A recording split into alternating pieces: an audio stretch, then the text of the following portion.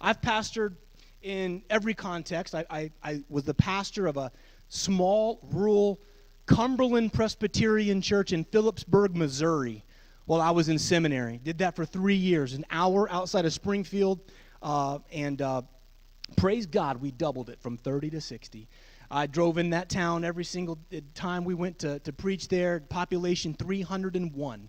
So I've pastored in those kinds of contexts. I've been on staff at a mega church, the Oaks Fellowship in Dallas, Texas, with Pastor Scott Wilson. He's a spiritual father to me, and that was whiplash, man. I mean, going from Phillipsburg, Missouri to Dallas, Texas, in the Oaks Fellowship. If you know Pastor Scott, you know like that was a shift. And then we replanted a church, which means there wasn't like the traditional 18-month lead in, build a team, raise money, all of that kind of stuff. We were dropped into a situation, and it was a hard start over. I was the fourth pastor there in 2 years. We changed the name of the church for the third time in 2 years. There was a lot of elements of revitalization, which many of you are doing right now. In some elements. Oh, okay. All right. I'm new at this. I got to learn how to hold the microphone. So it was somewhere in between, and we started over, and that was a faith step for my wife and I. I mean, we kind of leveraged what we had built up into that point in our ministry on this move to Mesquite, Texas, which is a densely populated suburb, first-ring suburb of Dallas. And we were there 4 years. There was less than 100 people, less than probably 70 people when we started. And by the time we left, there were nearly 700 people in 4 years. And we saw hundreds of people get saved. And we did a community outreach event where thousands of people came. And I could tell you stories from that short time. But as I look back, there were some elements, and this isn't in your notes, but hopefully we'll come to some of these things tonight. There was the element of vision. I look back, and vision was so important to what was going on at our church, New Community Church. Faith was a huge thing. My wife and I had to be willing to not know how much we would get paid and where the income was going to come from, and all these different things. A huge step of faith. And what God's called you to is a huge faith step. It's a huge faith journey to step out from what you've been doing to do something completely new. It took prayer like I've never known before. The kind of discipline in prayer, in corporate prayer, like I had never experienced before. It took money. It took me learning how to raise money. It took me learning how to talk about money. It took risks financially. And my dad always says, son, there's a fine line between faith and stupid. And when you're talking about setting out on these kinds of courses and you're talking about what do we do with money and all that, it's a fine line between faith and stupid. It took team. It took learning how to develop a team. It took being in constant motion. As a leader, it's so easy to get stuck. It's so easy to get used to doing what you've always done. And for any one of us, that is a very real temptation. I think to turn churches around, to start healthy churches, to see growth in our ministries, it takes a willingness to stay in constant motion. We'll talk more about that later. It took celebration, learning how to create a culture of celebration. And as I reflect on those years, and by the way, I'm not the smartest person in this room. I'm definitely not the most experienced person in this room. I'm just going to play my part on this journey. The strength of what we're doing here is not in me to you. It's in all of us together learning from one another. That's why I'm going to try to get through the talk quickly so we have time around the tables, and then we'll have an interactive time of questions and answers. But this is a journey that all of us, we learn from one another. I look around this room and I see people from every age spectrum. I'm sure there are every context of church and community, large and small. We need to learn from one another because it's just flat hard what we've been tasked to do. So I pray this process, I pray this weekend encourages your faith. And so, Lord, one more time, we just pause and we just say, keep us focused on what it is you want us to learn. Help us to lock in tonight and tomorrow and do our best to stay away from the distractions that are going on back in our ministries, in our homes, to really have a sense of your presence among us. This isn't a teaching. God, we are in your presence to listen to your voice. So speak directly to our situations, speak to our insecurities, speak to the mountains that stand in our way. Lord, we've been told plenty of times that's just never worked here before. We've tried that and it didn't work. And we know all the reasons not to go forward on this journey. But I pray, God, that you would just awaken our faith in a whole new way. Give us as leaders courage, supernatural courage to lead these people into the next phase of this ministry. We pray in the name of Jesus. Amen. All right, real quick interaction. I want to reflect on last time you gathered together about health, healthy family. You talked about team building, leadership, development. I'm sure Greg had you in stitches. Like, he's hilarious. He can bench press quite a bit more than I can. You may have. Wow, that's a loud laugh over there from the left side of the room. Okay, I'm doing my best. But I want to reflect. What were some of your biggest takeaways as you think about the last time you came together, as you reflected with your team when you went back home? Just real quick, popcorn style. Biggest takeaways from the first weekend. Yeah.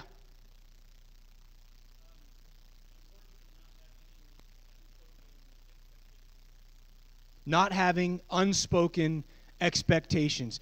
Yeah, man, you want to talk about, we actually will talk about this later on tonight, but when we get different expectations one to another, that's when a lot of tension and conflict arises. Good. What else? Biggest takeaways from last time?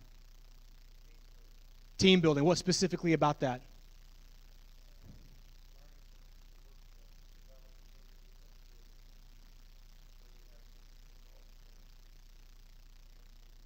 So good. You know, I think we all know team is the right thing to say, but for a lot of us, myself included, it can be really hard to actually put that into practice. Because for most of us, we have an element of control about us, and so to delegate or to release or to build team can be very, almost counterintuitive in some respects. So team building, really good. Somebody else, biggest takeaway from last time? Yeah. Oh, man. Yeah, that's so good. And that's not a lesson that we can cross off the list. Learned. That's something you got to keep coming back to. I was just telling, by the way, my friend Israel Vincent, I brought from Springfield. Israel, stand up. He's on our CMN team, just started with us about 3 months ago. And so I said, hey, come to Kansas with me this weekend. He said, all right, I'll do that. But we were just talking on the car, and I told him one of my strengths in the Strengths Finders deal is competition. Well, competition, you know if you're winning or not by comparing yourself to other people. It can help you achieve, but it can also be a very dark side of ministry. And when we define success by how we're doing compared to other people, bad news. And this will take a pound of flesh. This turnaround, revitalization, whatever it is we're doing here, I mean, this will take a pound of flesh. If you start getting messed up emotionally by how you're doing compared to others, you're done for. So that's an excellent one. One more big takeaway from last time. Family values. We did research. We redid all of our church planter training, and we thought, the number one thing people would say about what church planters need to know would be team building or fundraising or discipleship stuff. The number one thing that we learned from doing research on what people felt like church planters had to know was how to have a healthy marriage and family. It's what everybody wants to talk about. Because if we don't have healthy marriage and family, nothing we talk about this weekend is going to matter one bit, right? So I got 3 boys, 9, 12, and 14 on Monday. And for me, success is making sure those 3 boys love Jesus when they leave my house. And by God, they will leave my house, okay, soon.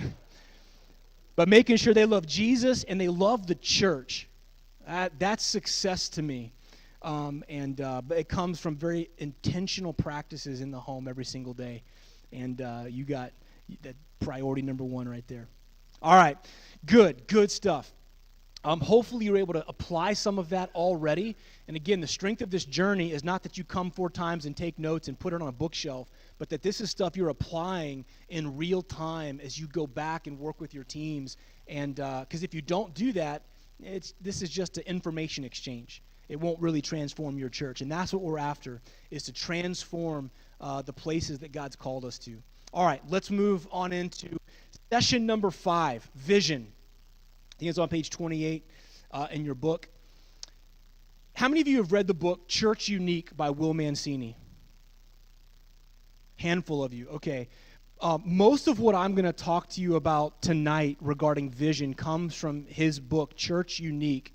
And I think the supplementary book that he just wrote is God Dreams. But let me just give you that book. For me, when we started in our church, I read that book, and it was life-changing for me. We went through a similar process that you're in right now with the Church Unique team, and it really framed how we did ministry in Mesquite, Texas. So I can't recommend this book enough. And it was really written not for church planters, but it was written for existing churches to discover their unique factor to help bring transformation and growth. So I recommend that. A lot of what I'm going to share with you tonight comes from that. But let's go to some blanks here. And by the way, I'm so sorry about this whiteboard. It is blocking this beautiful screen. Pastor, this is a beautiful screen that I've messed up with that whiteboard, but I think we'll need it especially in the culture talk. So it's there. You can look on the sides for the notes. The role of a leader is to take people from here to there. I heard a leader share that one time in a talk, and it just really resonated to me that if you boil down leadership to its most basic form, what we're called to do as leaders is to take people from here to there, from one place to another. And in your notebook right there, there's a simple little line, bottom left to top right. And that represents a journey from one place to another.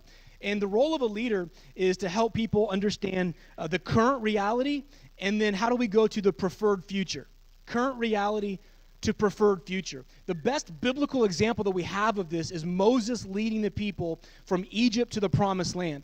And he had to get in front of the people and say, people, we can't stay here anymore.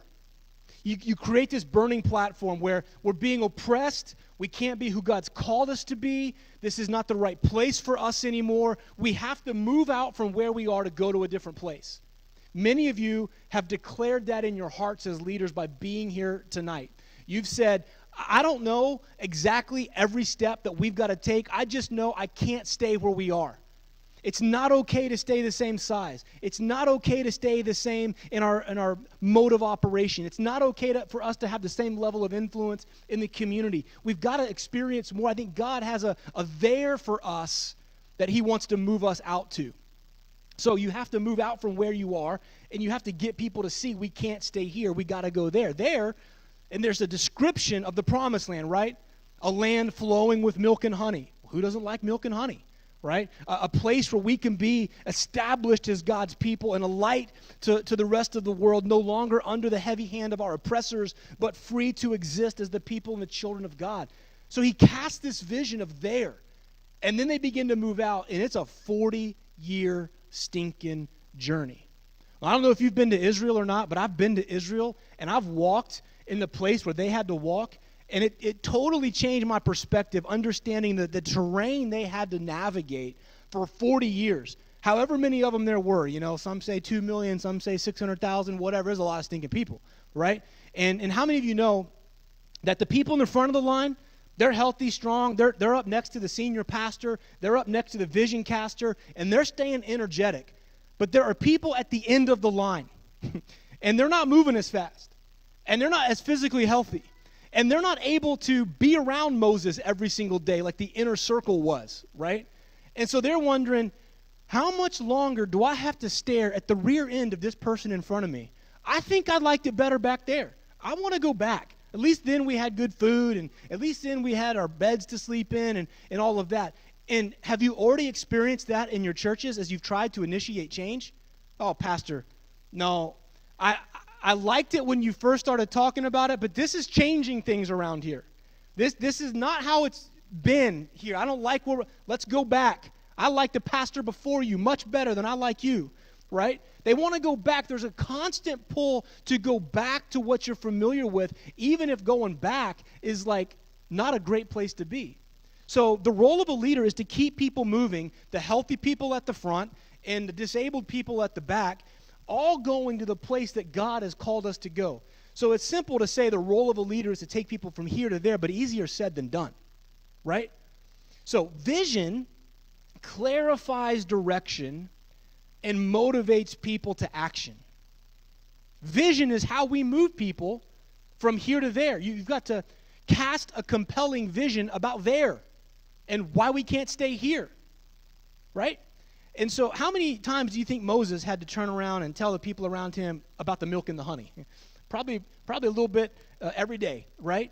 And remind them why they're walking in the desert. Remind them why they're doing what they're doing, why they're going through all of the pain of the little x to the left up to the little x to the right. That represents a whole lot of stuff that happens in there, right? You can read about it in the Old Testament, and more than that, you can live it every day in what you're doing. So vision clarifies direction and motivates people to action. Biblical vision, because how many of you know vision gets tossed around all the time? A buzzword. Vision this, vision that. It's like overused. So we got to know what biblical vision is. Biblical vision is prophetic and calls people to obedience and covenant relationship with God. Not every new ministry, not every new kids wing, not every new endeavor is this biblical vision, prophetic vision from God, right? Real, true, biblical vision, Proverbs 29:18, calls people back to covenant relationship and obedience. Without vision, people perish. And then we talk about the new kids wing we're raising money for. But that's only half the verse. Without vision, people perish, but blessed are those who keep covenant relationship with God, is basically what it says. So when you get up, you're not just casting vision for ministry or growth. You are prophetically calling people back to covenant relationship. What we need is courageous leaders who have a prophetic voice for their community. And when you start talking like that, change is initiated almost automatically. So let's look now that we have a little bit of context for some basics of vision, at how we create a vision pathway for your church. Now, some of you may already have vision statements written down. Some of you may have inherited those from the last pastor. And God forbid if you touch those words, right? Some of you may be in the process of trying to discover what your vision language is going to be. I don't know where you are in the process. If you have it, if you don't, if you're trying to figure it out, if you don't, if you're not. But I think wherever you are, this is a good reminder of kind of a systematic pathway to discover and deliver and design, really, the vision for your church. Again, when we came into our situation, we took what was a dying Assemblies of God church that had been absorbed by the Oaks Fellowship, a mega church in Dallas. They had it for a couple of years, and they decided they were going to turn it back over to the district. So there's a group of people that are just getting messed with. They lost their decision-making ability. Decisions are not being made for them or by them. They're being made by outside people. And so their first pastor, the one that retired, 70 years old. The guy from the Oaks, the first one that came in, was about 55 years old. The guy after him was about 45 years old. And then I came in about 35 years old. And they're thinking, man, if this keeps going like that, we're going to have a 15-year-old senior pastor before too long. So I inherited a pretty frustrated, transition-weary group of people in a little building that had some issues, right? And so what we did is we knew we had to have local vision for this church that made sense for Mesquite. So Red Oak, where the Oaks Fellowship is, 10,000 people live in Red Oak. Mesquite, where the church we transitioned to was, 200,000 people. Bordered very close, like in a 10-mile radius of about 1.5 million people. It's huge, densely populated, very diverse, needed local vision. So we began to go on this journey, and I want to share it with you. So number one, as you begin to unpack and discover what your vision is, we want to discover our kingdom concept. Look at the bottom right of your notes, and you see 3 words: problem, passion, potential. In the middle of that is your kingdom concept, and that's going to become your vision. That's going to become the elements that you will take and make your vision statement. Now, what we don't want is just a vision framed in the hallway of your church that no one really knows what it is, and it's definitely not being applied. We want not a statement on the wall. We want a life being lived out by the church, and those are two very different things. There are great vision statements that litter Assemblies of God churches all over America, but 70% of our churches are plateaued or in decline. So there's a disconnect somewhere along there. We want to change that. So we got to discover our kingdom concept. So 3 things kind of form the elements that create our vision language. And the first one is, again, discover your kingdom concept. Problem. What are the needs in your community? That's a question that we want to ask as we're looking at our kingdom concept. What's the problem that God has called us to address? What are the issues in our community that we could serve? I think the most compelling vision arises out of desperate need. Go throughout Scripture. Look at Nehemiah. Look at what they did in rebuilding the walls in record time. How did that happen? Nehemiah saw a desperate need. He rallied a team, and they went and did the impossible. Compelling vision comes from desperate need. What's the desperate need in your community? As we went to Mesquite, we began asking questions and meeting with anybody that would give us time to meet with them. I met with the mayor's office. I met with school board officials. I met with teachers. I met with nonprofit leaders. I just began setting up meetings in the first 6 months I was in this community and just listening. I just listened for like 6 months. Just listen. What's going on? What's the need? And no one could put their finger on one thing. It wasn't like we had the highest crime rate in the world or we had this or that. But there was, as I listened, there were threads of things that began to play out as I took notes and listened to what God. By the way, I had to recognize I wasn't the first one in Mesquite, Texas to try to do something for God. You're not the first person, however old you are, however long your church has been there, you're not the first person to show up in your community and try to do something great for God.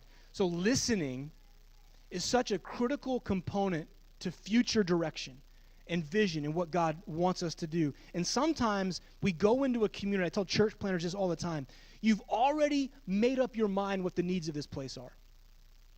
Because you think you've seen this or you've experienced that. But go talk to the people that will never go to your church.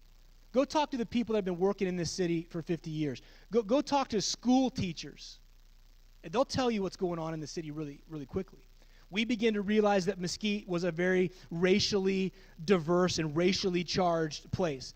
That 30 years ago, it was an upper middle class white suburb of Dallas, but the community had drastically changed. They could point to a real estate deal that didn't go right. And so cookie cutter houses began to pop up all over Mesquite. Loans were given. Houses were foreclosed on. They just missed out on the upper ring of Dallas where all the money is, like Frisco and Allen and all of these places that you might know about. And so Mesquite was on the southern ring of that wealth, but they missed out.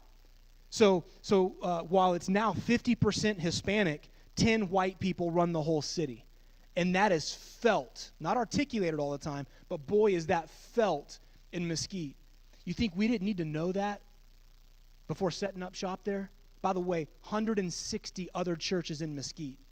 But everybody told us that we talked to, we can't get any church to partner with us on anything in this community.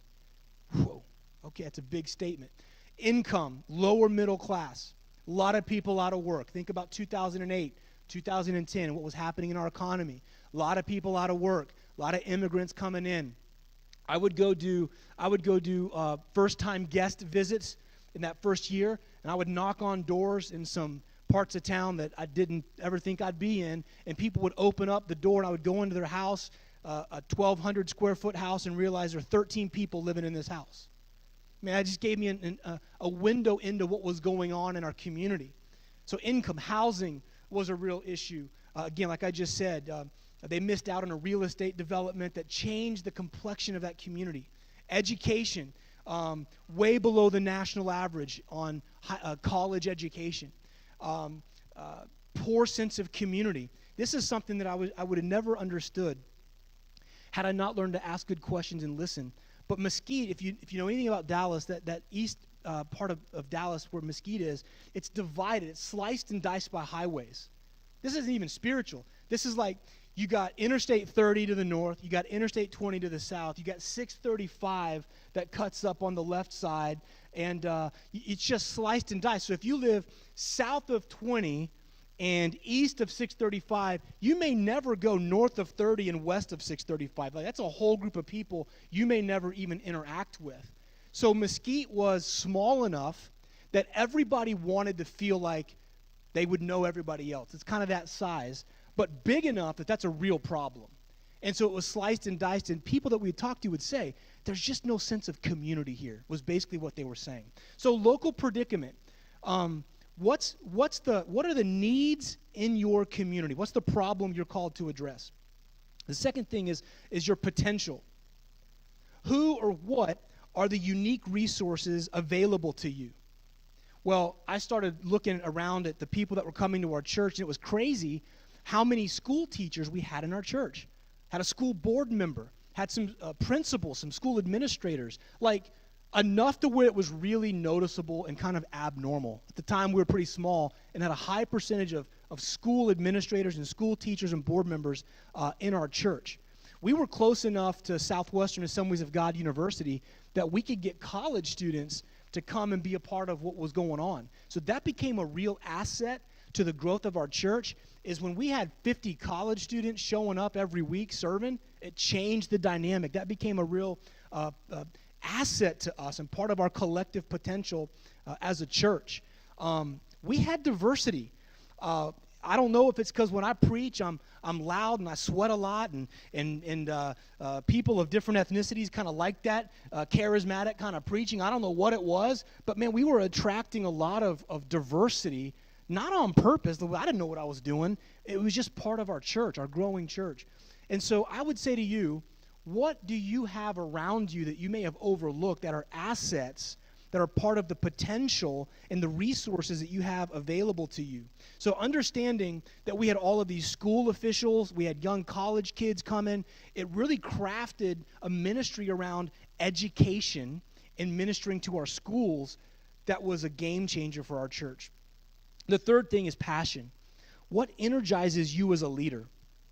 And it's okay to lead with who God has made you to be. You can't be all things to all people.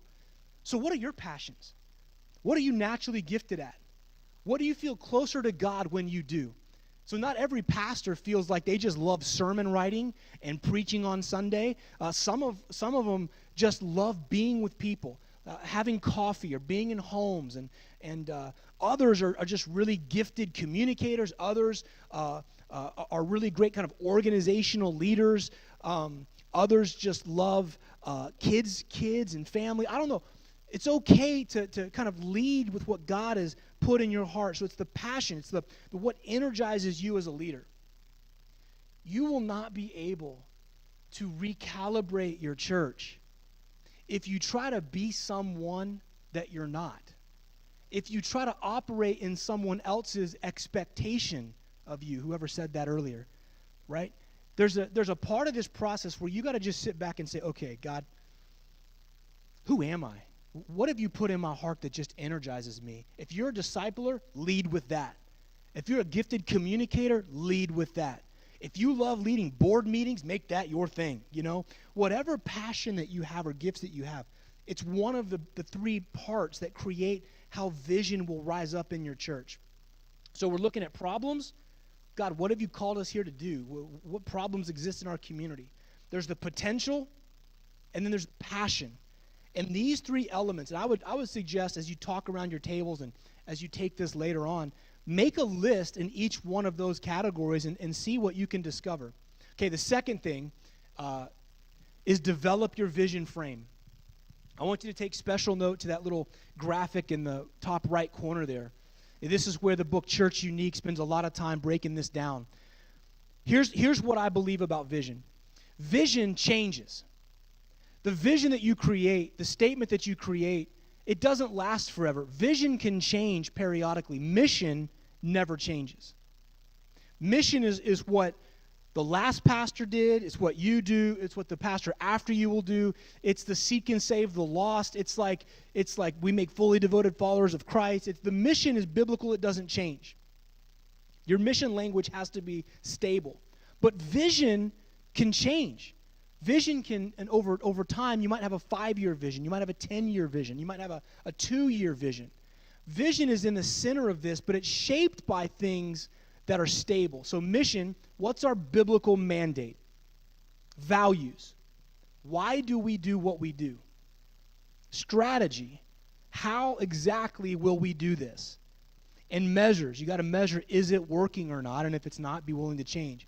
Just for example's sake, let me give you New Community Church's breakdown on this so you can see kind of how we did it. So our mission, we took the elements that we learned from our kingdom concept and created this kind of idea, like partnering with local leaders and organizations to bring physical and spiritual transformation to the people and places in our community. Okay, that's cumbersome, it's wordy, it's not memorable, right? But it's kind of the guts, the words that created our mission, what we existed to do. We wanted to bring transformation to a broken city. Like, it wasn't going to be enough for us to do Sunday services. Like, we had to meet the needs in the city. We had to do something about 72% on kids on free and reduced lunch. Like, that's just not okay with us. We had to do something about the divorce rate in Mesquite that was way above the national average. We had to do something with the fact that nobody really felt the church made any impact on their lives in Mesquite. 160 churches, and the community leaders told us they couldn't get churches to partner with them in any community endeavor. That's not okay. So we had to do something about that. So here's what our mission statement became: making people and places new by the life-changing power of Jesus Christ. That's memorable, easy to remember. It got to the heart of spiritual and community transformation. When I would go talk at the Chamber of Commerce, I would say, New Community Church, here's what we do. We're all about making people and places new. But when I would say it to my church, or when I would sit down with somebody over coffee, I would say, New Community Church, we exist to make people and places new by the life-changing power of Jesus Christ. Making people and places new was not offensive to non-Christians or government leaders or principals of schools. It makes sense. We want to see people healthy and strong and places be better. But we all knew that the way we do that is through the life-changing power of Jesus Christ. So that was our mission language. Values. What did we value? And we really struggled to work to develop these. But here were our 6 values. Pursuit of truth, like God's word's going to be the center. But pursuit of truth also is easy to use in educational settings. So pursuit of truth, empowered living, committed families, hope to the hopeless, passionate worship, and dynamic ministry. That helped frame the decisions that we made and the things that we did. Here's our strategy: live, grow, connect. Very simple. This is what we put on everything. Live, grow, connect. Help people discover new life in Christ, help them to grow in their relationship with God, and help them to connect with their purpose that God has created them for. A linear process, and we broke that down with things that we would walk people through. It became our pathway. And we measured it by how many community partnerships do we have? How much money is this church giving away, not bringing in, but how much money are we giving away? We measured it by an event that we did for the community called FamFest that by the time we left had 4,000 people attending. We did a job fair, we cut hair, we did school supplies, but we always preached the gospel. We measured it by that event. Discipleship, salvations, and all the kinds of things we do to measure. And then our vision, like the thing in the center, like God, right now, because there's nothing more frustrating for a pastor, I think, than, okay, God, what's 2018's vision? And you're December 25th, and you're trying to say, okay, what am I going to say to the church? First, what's our vision what's the word of God for the year? I mean, that's a lot of pressure, right? I never liked living in that, like, okay, what's the vision for this year? Like, it's going to be that much different than last year. God, what are you wanting us to do that we can sink our teeth into for a while? And for us, we really leaned in on disciple-making of families. And so our vision that was framed in the middle, that wouldn't be this forever, but it was 15 by 15, 1,500 disciples by the year 2015. It was measurable, it was memorable, it demanded that we do things differently, but after 2015, it would be different, right? So that was a 3-year vision for us that we could sink our teeth into that was all about making disciples. And I could tell you stories about all the other stuff we did around that. But just for an example, those were that was our vision frame. You'll develop yours some tonight and then as you leave. And then number 3, deliver your vision consistently. Last thing I'll say, and you can see there are ways you can do that. I mean, your team meetings, one-on-one meetings, fresh meetings. I don't know what that even is. That's probably a typo. Fresh meetings. I guess that would be like really cool, hip, fresh meetings that you have with people. donors and key stakeholders. I mean, you've got to think about everything you do as opportunities to constantly cascade vision. As leaders, we get sick of hearing ourselves say the same thing, and we assume other people are sick of hearing it from us. But the truth is, for you to stay committed to vision, you've got to repeat it constantly over and over again, and you've got to deliver your vision consistently. All right, so much more we could say, but that is the basic essence of creating a vision pathway. Again, from the book Church Unique, these three components: discover your kingdom concept, develop your vision frame, and deliver your vision consistently. So what we want to do for the next 15 or 20 minutes, probably about 15 minutes, is have some conversation around your table and use this vision frame as maybe a starter. You've got some discussion questions there. Maybe talk about what energizes you as a leader. Maybe begin to create your own vision frame, and at your table, fill out some of those things. What's the problem in our community? What's the passion in our heart? What's the potential that maybe we've overlooked in our church that could become an asset? And begin filling out some of those things. And so, coaches, I'm going to turn it to you the next 15 or 20 minutes, and then we'll come back and do some Q&A around this concept of vision. All right, there you go. Back up here, and we'll do a little bit of Q&A and maybe do some peer learning for about 5 or 10 minutes before our break. It occurred to me that you're probably at very different stages in this process in the room. So I'm wondering how many of you would say you're kind of at the beginning of this vision discovery thing, and you're kind of in the discover your kingdom concept. You're not quite sure maybe what some of the answers to these questions are, and you would say, we've got to go on this journey like all the way. Anybody would say we're at the beginning of this, need to discover our kingdom concept, okay? How many of you would say you're in the development of the vision frame part of this deal, where you kind of know a little bit about your community, but you really need to put some of the things together like values and strategy and that kind of thing? Who's in that category? Okay. And then how many of you would say we have a vision, we know what it is, we kind of know what our measures are and our values, and we're in the deliver it part. We got to figure out how to better deliver our vision. Okay, so most of us are in that category. Let me give you for each one, and then we'll take some questions, coaches, and you can kind of report back from your table. If you're in the discover your kingdom concept phase, I would say to you, give yourself time. Give yourself some time to really listen to those around you, those in your community, but maybe put together a vision pathway timeline where you want to work through these phases. So give yourself some time if you're in that first part. Some of these answers don't come quickly. If you're in the develop your vision frame part of this, I would say make sure you're engaging your team. This is not you go to a coffee shop, sit in the corner, and write out the church's values and write out the church's strategy and write out the church's vision. This has got to be done together with the team because people want to be a part of things they help create. Did you hear that? They want to be a part of things they get to speak into. Now, you can't open that up to everybody in the church. Not everybody has equal voice, but your board, your staff, some of your key leaders, you got to engage your team and go on the journey. And the third one, if you're in the process of like, I feel like we know what our vision is, but I'm not sure it's like resonating in the hearts of people. You're in the deliver your vision consistently part. Make sure you're telling stories. This generation hears in stories, not bullet points. We learn a lot. We've been conditioned to learn or to speak in bullet points, but this generation hears in story. So have a narrative, have a story, have the name of somebody that becomes how you're delivering this. I would also say if you're in this stage, really evaluate how you're spending time and maximize everything that you're a part of. Board meeting, that's a vision casting opportunity. Drop in to encourage a Sunday school class, that's a vision casting opportunity.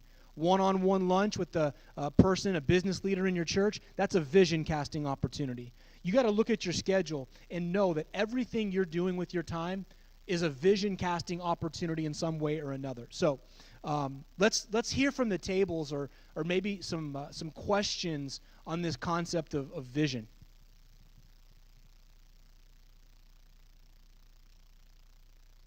Yeah.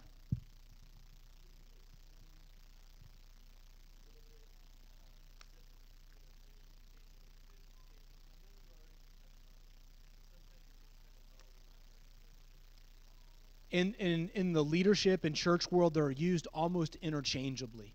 So I don't want to get too rigid on this. When I was in my graduate studies, I had to read a lot of books on this kind of stuff. And it's like somebody's vision is somebody else's mission, and it's kind of blurry. That's when I stumbled onto this church unique thing. It really crystallized it for me, and it's just the model I've chosen to use in my own leadership. So using that model, not that it's the only one, but mission doesn't change. So mission ought to be the same yesterday, today, and forever, and closely tied biblically to what Jesus said about seeking and saving the lost, about going and making disciples of all nations, right? You can plug a verse here or verse there, or maybe gravitate to one part of the scripture or another, but it's that mission of the church at large kind of thing. What we're trying to avoid is bland, generic mission or vision statements. So thank you, Bill Hybels, for giving us helping people become fully devoted followers of Christ. And then how many churches have made that their mission or their vision statement? Well, that's what everybody should do. Like, that's not unique to you. Of course we should help people become fully devoted followers of Christ. But what's unique? What's God spoken to you in your church and your community? Will Mancini, by the way, if you go to his website, there's tons of videos you can watch to flesh this out more. Great stuff there. But he says, what does your church do better than 10,000 other churches? When I read that, I'm like, word, that's a high bar. I don't know what we do. I'd like to do something better than 10 other churches, So I don't know about 10,000, but it's you get the idea. It's what separates you. For us, what made us different than the other 159 churches in Mesquite?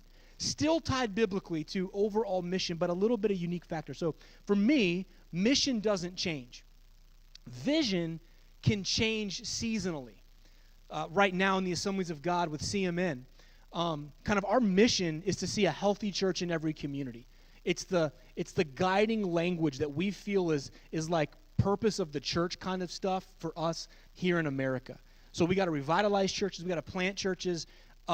We'll spend multiple lifetimes most likely to see that happen. So that's not going to change really quickly. But our 10-year vision, and it's ambitious, is to see 10,000 churches in the next 10 years, 10,000 new churches in the next 10 years. I'm not going to spend a whole lot of time breaking that down for you, other than to say, well, in year 11, that's probably going to be different, right? So it's a seasonal thing that can change. Some of you need to tie a vision around your facilities or your space. Your vision is to see a space that not only the people of your church can use on Sunday, but could become a community gathering point or a community center of some kind. And your vision is going to be around that, but there's going to be a time that comes where that's done. That's built. And then God will speak a fresh new word, a fresh new vision. Mission doesn't change, but I think vision can change seasonally. That's how I define it. Somebody else, question on this process. Coaches, what were some of the tensions at the table, or what were some of the things you guys discussed? Yeah.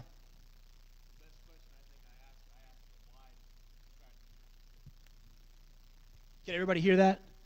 Ask the wife to describe the church's vision. And how did that go? Well, oh no.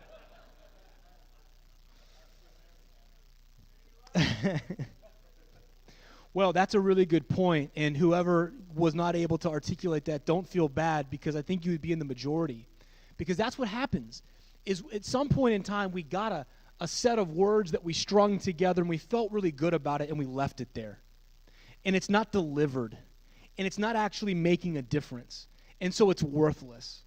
So if your staff, your board, the people that attend your church regularly, if they can't articulate what the vision of the church is, there's a good chance you're not living it out. So that's why the words do matter.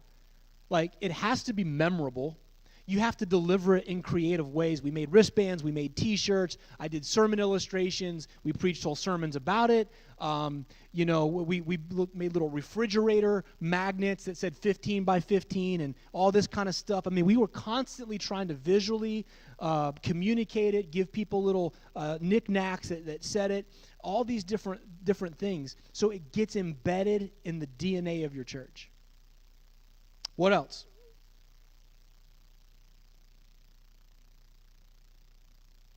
It's not that easy, guys. Come on. Does the process make sense? Any questions on the process of discovering this? Yeah.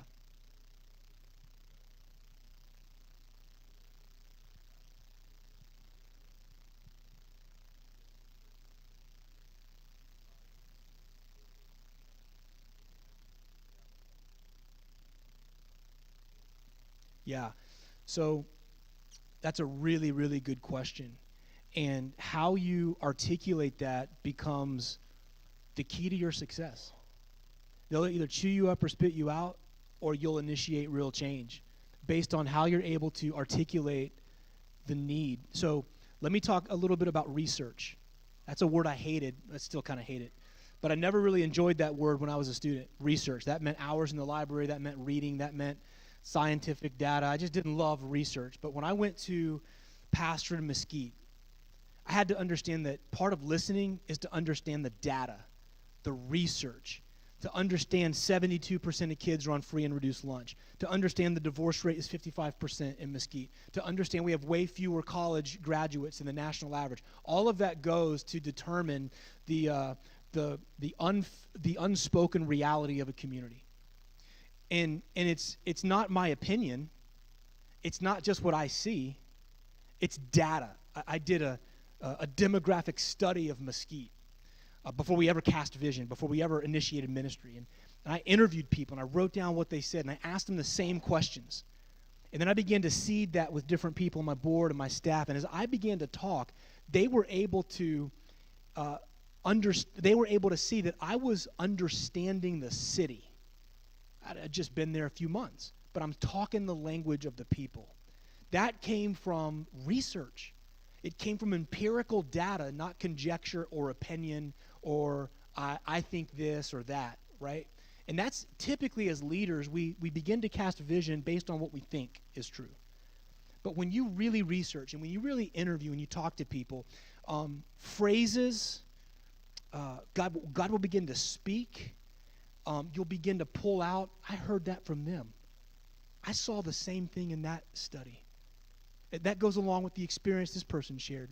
And then there's a narrative that begins to emerge. And when you talk, you're not the new pastor casting your vision.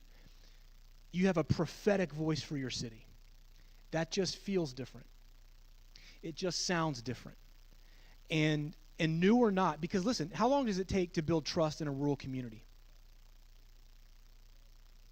I've heard 7, 4, 5, a long time, right? It's not quick.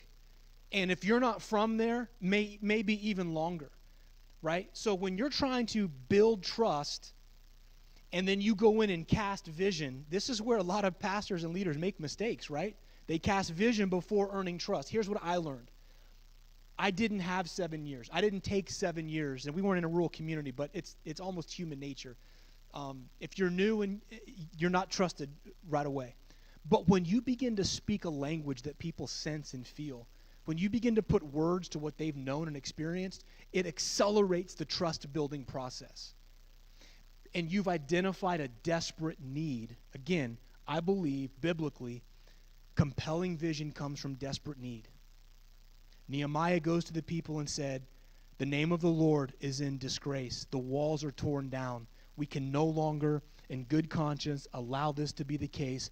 Let's go rebuild the wall. And because he articulated a need everybody else could see, it created inspired work, and they accomplished the vision in record time. It wasn't just Nehemiah's opinion. It wasn't the new leader's personal ambition. It was a need that everybody could see. So when you're casting vision, that's why what's the problem here? God, what have you been doing? What are you saying? What's the need we're here to address? And when you talk in that kind of language, all of a sudden you help people to see why we can no longer stay here. We've got to go there. Now, we could take a whole long time to talk about what happens between those two X's, and that not everybody in your church is going to be able to go with you on that journey, and the courage of leadership to allow them to self-eject. All of that's a whole lot of stuff we could talk about, but don't have the time. But that's what I would say to, how do you as a new leader going into an existing church, into a community, articulate a vision without getting run out in the first 6 months. These are some of the things that personally I've learned, and I think we see biblically too. Yeah.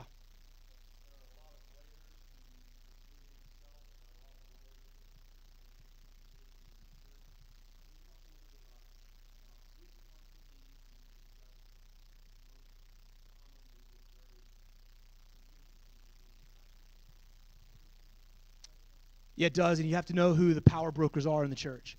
So we had a relatively new church, and our approach was we're starting this thing over, so whoever stays is a blessing. That's not everybody's benefit here. That was just our situation. That's why it was a replant. I mean, I use that word very intentionally. Not all of you are in that situation. You don't have that luxury, right? So I get that. So that's knowing who the power brokers are in the church, and they're not always the ones on staff or on the board, right? So you have to really take inventory and know who you can say what to and when, right? So that's discernment that comes through prayer and fasting and all those things.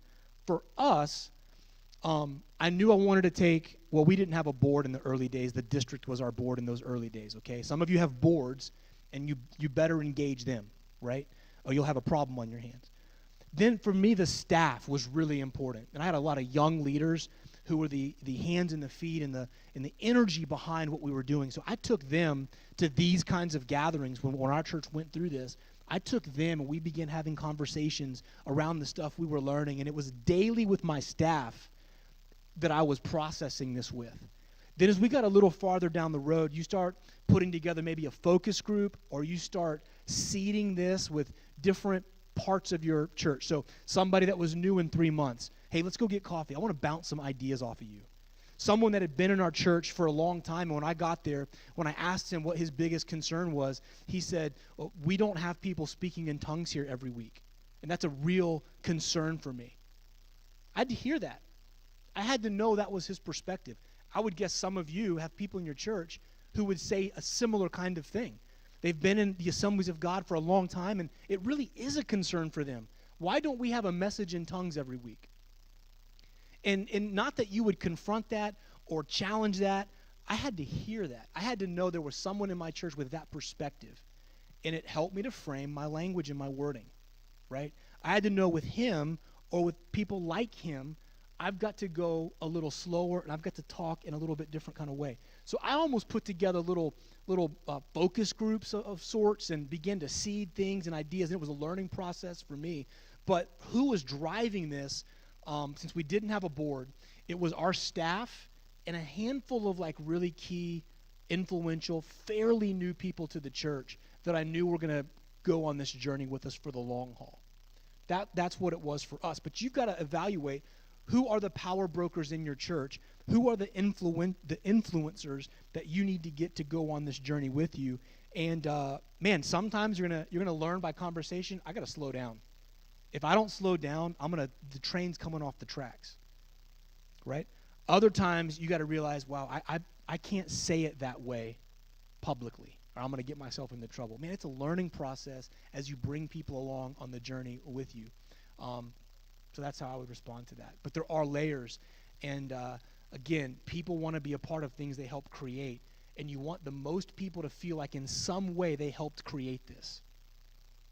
So maybe it's being able to get up on stage when you do your sermon series on kind of the vision and the direction that we're going, and be able to say, man, we had our volunteer rally last month, and it was our highest attended one ever. We had 67 people at our volunteer rally, and I want you to know there was such a unity in the room, and from that, I feel like God really spoke from our volunteer leaders that the direction that we're headed, it was a big part of that. Now, whether they did or they didn't, because you said it, they're going to feel like they did. And they did, really, whether they knew it or not, because you're always learning and you're always processing. But you want to bring as many people to the co-creation process as you can, but not everybody has the same level of influence and voice. Yeah.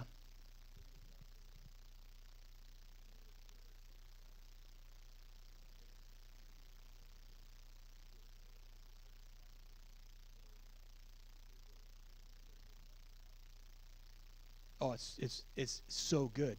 I mean, it's so important. You know, when I first started thinking about our new building, for example, It was kind of a foreign concept for this place to think about that kind of thing. I took one of my board members, and we went to California. We visited a church and talked to a company, and just him going with me on that journey opened his eyes. And so now I had someone who had seen with the same eyes that I had seen. Now just think about taking 4 or 5 people to a conference or to a church or, at some point, is your team going to come to this? Okay, so even that is going to be so important, and who you pick to come to that is really important. But that's all helping them to see with your eyes. It's like when I tell my boys, clean your room.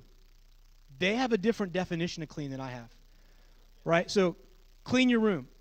And that's not enough, right? So I go downstairs and I look at what in the world?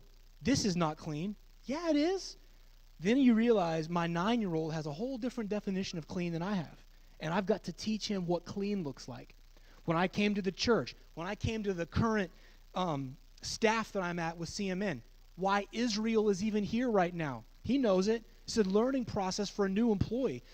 Because when we're together in this kind of way, we begin to see the same things, hear the same things, and now we're seeing with the same eyes what clean means, right? That's so important, and to create those kinds of opportunities and experiences, again, it accelerates trust, it accelerates the change process. But I would say very important. Last one, anybody else? Question. It's a process, all right? It's a process. For some of you, you can move through it quickly. For us, this was about a 9-month process, okay? But that was new church, not a lot of established anything to sort through. Others of you, you're in a situation, this needs to be a 2-year process or more. And you're going to have to think through all of those timelines and what you need to do by when. So your context determines how quickly you can move. But the elements of this vision pathway, I think, are the same for all of us. Good? So you've got a lot of work then between now and the next time. And hopefully when we come back and we do some review, when Pastor Greg gets up here, you'll be able to say, hey, we put together kind of a team around this design phase. We're kind of thinking through our values, and we're thinking through our strategy, and we're thinking through how we're going to measure it and all of that. For some of you, it's just answering the questions. What's the problem? What's our potential? And you're going to come back with lists of those things that you've discovered through research and good question asking. And others of you just come back and say, listen, over the last 2 months, we've really been intentional about where we deliver vision. We're doing a sermon series in September, or we're going to put together some interest meetings or focus group meetings in October. But think about how you can take this process and apply it in the next couple of months. Okay, where's my friend Kent? Okay, all right, let's take it home. I want to talk about culture. The notes, we don't have any fill in the blanks for you in your book. This is a talk that we don't typically do in our launch curriculum. And by the way, they probably explained this process to you, but when Pastor Terry approached me, we really looked at the content in our church planter training manual, and we said, Terry, tell us what in this needs to change. This is kind of the first time we've done it with existing churches. And most of it we left pretty much intact with some word changes here or there. There's probably some things we could continue to change to make it better for existing churches. But he really wanted us to leave most of the material intact. I think last time Greg did a talk on leadership development. That's not normally in our manual. And tonight I'm going to do a talk on culture. That's not normally in our manual that we take church planters through. So there's not fill in the blanks, but there's some white space for you to take notes. And so I've utilized the whiteboard and written some of our points on there already. I know it's not the easiest to see, but hopefully you can make those out, and I'll talk about them. Vision and culture, when you're turning something existing around or trying to initiate some kind of change, are the two most important factors, I think, other than obviously the leading of the Holy Spirit and the God factor, all of that. But just in terms of organizational leadership, if we can just talk about that for a minute, vision and culture are very complementary, but they're probably the two most important factors in creating momentum and creating the kind of change we want to see. But one is more important than the other. Culture is more important than vision. If you don't have the right culture that can allow change to happen, the vision will never become a reality. It's like the example we were talking about. You can go into a new situation, or you can begin to talk about new ideas and cast vision, and it can be the best vision. You can have articulated the desperate need, and you could be casting compelling vision. But if the culture is not right in that church, that vision will never happen. That change will never take root. And culture is a very powerful thing. I don't need to tell you guys that. You learned that in a very real way when you came into the church that you're in right now. Culture is a powerful force. Here's how I like to say it. Vision is the girl you date. Culture is the girl you marry. Vision is the girl you date. Culture is the girl you marry. You gotta be committed to the culture. Vision might come and go, okay? That vision statement we've already said, it's not going to be there forever. But that culture is a powerful thing. And the level of commitment that you have to a leader has to first be to creating the kind of culture that would allow change to take place. Culture is more important, but it's more painful. Changing culture is far more painful than casting vision. It's all about shaping culture is all about managing that change we talked about from here to there. We can't stay here. God's called us to go there. Whether you're able to go there really depends on your ability to shape the culture and manage the change that takes place. We can draw a little line, but as we've already said, there's a lot of heartache, there's a lot of doubt, there's a lot of wanting to turn back, there's a lot of pain, there's a lot of conflict, there's a lot of difficulty, there's a lot of death of things. There's a lot that goes on in that journey from here to there. A lot of people give up along the way because their pain tolerance will not allow them to push through those difficulties. You want to know why so many of our churches are plateaued and in decline? You want to know why we don't have a true movement of multiplication yet? Change is so painful that many people just can't push on through that pain to see the miracle. We kind of begin at some point to settle in at wherever our pain tolerance is. And having led, again, not as long as some of you, but long enough to know in a very real way, leading change takes a pound of flesh. It's not easy. People will criticize and tear down, and you're confronted with, I know they're saved and going to heaven, but man, are they mean.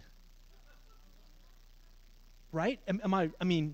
That's just true. And it's hard. Managing change is hard. It's really about the culture, shaping the culture, growing organizations, which I think is what we all want to be. And by the way, growth and health are relative to your context, right?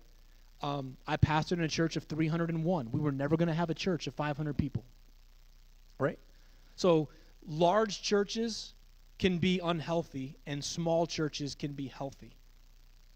Growth is relative to your context, right? Growing organizations inherently create rapid change. You can't grow and not change. Again, I've got 3 young boys. The amount of shoes I have to buy in a calendar year is disturbing to me. The rate of growth that they're experiencing is crazy. It's rapid change because they're growing, right? If you're making disciples, if you're growing numerically, if you're impacting your community, and by the way, one of the things that I learned early on pastoring is I don't know if we'll ever be a mega church. We may be 200 forever. But I know we can make an impact if we think in terms of outcomes, not just outputs. Not just number of salvations, not just number of attendance, not just number of dollars given in an offering, but how is our community impacted? Can we partner with Mesquite Social Services? We may not be able to create our own food pantry, but man, could we ever partner with somebody who's been doing it well for a long time and in that way achieve an outcome? right? So when you think in terms of outcomes, it changes how you think of success. But growing organizations, whether it's size, impact, disciples, whatever, inherently creates change. Change creates tension, and tension creates pain. My guess is you've experienced that reality in your leadership. Change creates tension, and tension creates pain. Your role as a leader is to build culture by leading change. You're here as a part of a change process. You wouldn't be here if you were okay how things were going right now. Your presence here says we want to see positive change, which means you've got to create the right kind of culture. I threw up on the board 5 stages of building. This dawned on me as I'm watching HGTV. Anybody like HGTV? Anybody like Fixer Upper, Property Brothers, Love It or List It? I could go on and on. With Flip or Flop, right? All these shows that are on the HGTV. Now, I'm the least handy person in the room. I mean, I change a light bulb, man, I want an article written about me in the paper the next day. Local man goes the extra mile, you know? So I'm just not that handy, not how I want to spend my time. But I love watching these shows. I love seeing something broken become something beautiful, or something that doesn't exist be built. And so I love watching these guys, but they're all built on the same basic framework. If you watch these shows, they follow a very similar pattern, okay? And so I put it up on the board because I think there's some parallels to the change process and the building process we do as leaders. And the first stage is this. There's a dream stage. Isn't it good when JoJo sits down with the couple and they just start drawing up the plans, and do you want the new shutters or the wooden beams in the ceiling or the balcony from your, and then they're just dreaming. They're just putting stuff on the paper, and they're dreaming up what it's all going to look like. Dreaming is fun. High energy, low cost in the dream stage. You haven't spent $1. You haven't hammered a nail, right? You haven't cast vision yet to anybody. You haven't preached the sermon about where we're going as a church yet. You haven't had the board meeting. You're just dreaming in your mind, and you're just maybe shooting the breeze with some people. What if? And there's high energy. It's exciting to dream, and there's low cost. You haven't spent anything yet, right? And in these shows, there's always the in the first 10 or so minutes, there's the dream phase, right? Then comes the design phase. High collaboration, low resistance. It's all good, still good right now, right? We're just talking. We're designing this and that. Here's where the bedroom's going to be. Here's where we're going to knock down a wall. And we're still just, nothing's really happening yet. We're just designing what it's all going to look like. You might be sitting down talking with your team about what are our values around here. They're not in stone. They haven't communicated. You're just talking, right? Design phase. There's high collaboration. There's conversations happening on your teams. Low resistance right now because nothing is etched in stone. Nothing has changed yet. Everybody's happy until the change starts happening. And everybody loves change until their thing is changed, right? So we're still good. Dream, design. Again, we're following the HGTV shows. Then about 30 minutes into an hour-long program comes the tension. We found a crack in the foundation. We discovered termites. There's a plumbing issue. We couldn't get the coat. Remember, you know how it is? And Chip has to make the phone call to the buyer. He's got to make the file. We didn't know it's going to be an extra $7,000. And they go to commercial. And you don't know if it's going to happen. You don't know if they're going to be able to get in that house or not. You don't know if they're going to have to live in a motel for the rest of their lives. Like, they go to commercial and they leave you hanging, and there's tension, right? And in the tension phase, there's high resistance. In some of those shows, they pit husband versus wife, and somebody's got to make a choice. The man cave gets given up for the ensuite, right? And somebody's got to make a choice, and there's tension. They look at each other. You don't know if they're going to stay married or not. This is real, man. This is like not TV. This is real life, and there's high resistance and low unity. And for about 10 minutes, in the television show, everything seems up in the air. And you just don't know how it's all going to work out. And in leading the process of change that you're leading in your church right now, inevitably the honeymoon ends, right? the new pastor feel has worn off. The design and the dreaming has moved to reality, and somebody's thing is getting moved, messed with, changed, right? And there's tension, high resistance. You're going to start having people come in to your office and say, listen, pastor, had we known this is where you were taking us, I don't know if the vote would have gone the way that it did. I mean, board members start coming to you. Hey, some of us have been talking. Oh, you've had that said to you, I'm guessing, right? High resistance and low unity. Oh, but thank goodness number 4 is resolution. It turns out it wasn't really black mold, and we're going to be able to fix it for $300. It turns out that if we give up the built-in jacuzzi, we can fix the crack in the foundation. It's not as bad as we thought.